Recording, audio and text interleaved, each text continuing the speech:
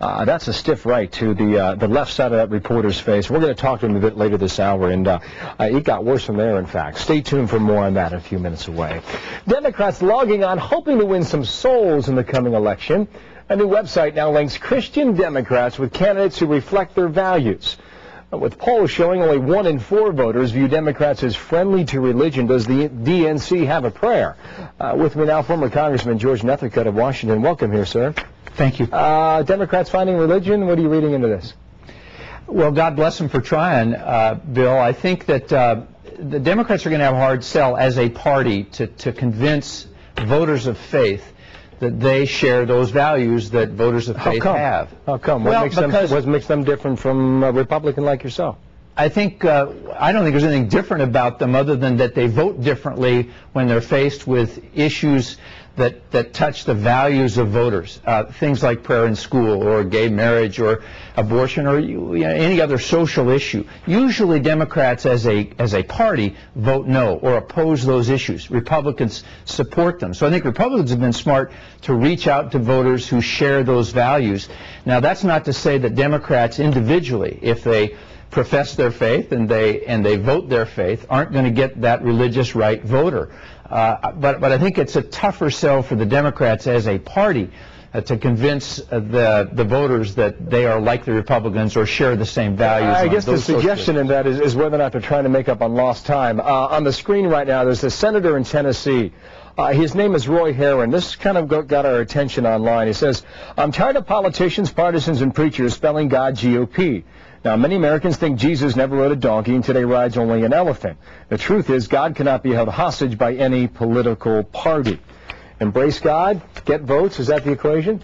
Well, it may be what he's saying. I think I agree with him that the good Lord doesn't favor the Democrats or the Republicans as a party, but I think individual candidates have to stake out their values, their moral values, their religious values, their professions of faith, and then speak to that. You know, I think if they do, I think they have a chance to get the religious, the faithful voter. If they don't, I think then the faithful voter will gravitate towards people of faith. Isn't it strange how sometimes politicians think they have the market cornered on GOD?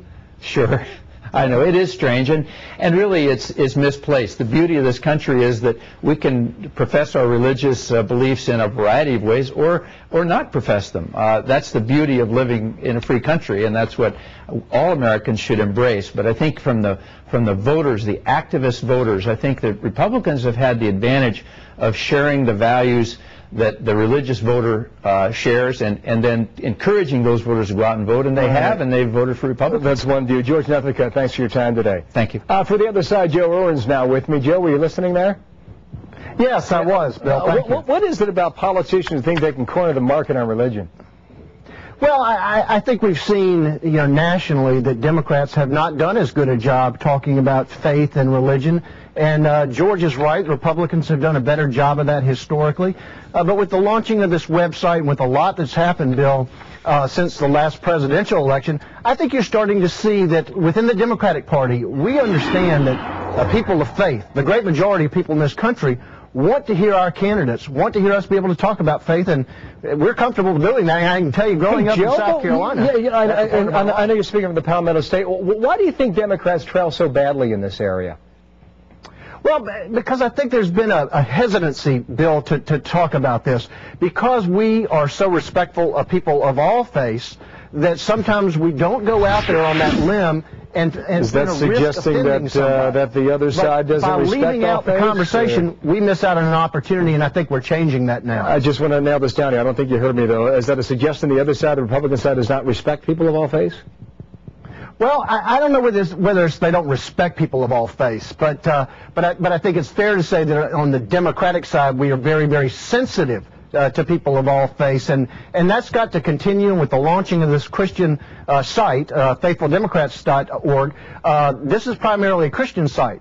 It's one voice, but we will have many voices talking about faith on the Democratic side. Good to have you, Joe. Thank you. Joe Irwin from South Carolina today. You're welcome, Bill. All right. For the buzz tracker on this story, go to foxnews.com and you can find out more. In fact, it's right there, right now, online. Streaming next from San Diego, we will talk live with a reporter attacked in this dramatic piece of videotape.